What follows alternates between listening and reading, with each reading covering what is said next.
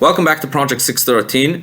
The Torah talks about four different types of shomrim, four different types of guardians, people who are responsible to watch someone else's property for them, and their levels of responsibility and levels of liability should something go wrong, if something is lost or stolen, and so on. Today we will learn about the law of two of these four types. The four types are, number one, the borrower, someone who borrows something from someone else. Of course, they are obligated to watch over what they borrowed. That is called a sho'el, a borrower. A borrower has the highest level of responsibility, the highest level of liability for the thing that he borrowed. On the flip side, you have someone who is watching something for someone else and is not being paid at all. This is called a shomer chinam, a watchman who is watching for free. He has the very lowest level of liability.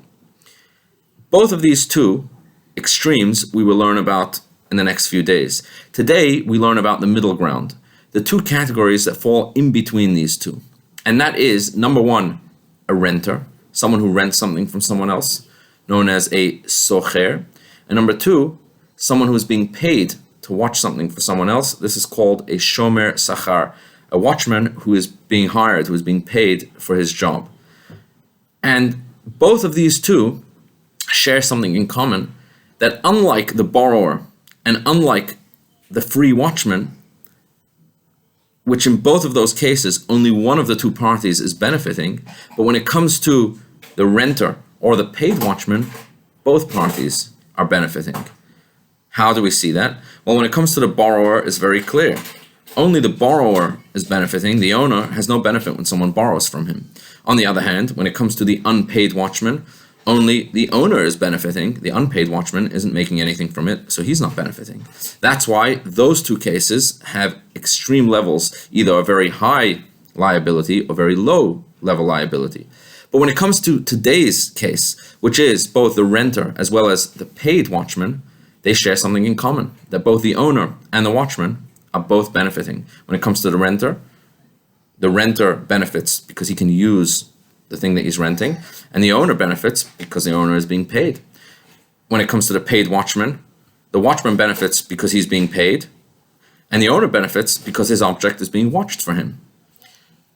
And that's why both of these two share the same law and the same level of liability. And that is today's mitzvah, that when it comes to the damages of both the renter as well as the paid watchman, they should pay the liability that fits into their category. Specifically, that one example of that would be if the object is lost or stolen.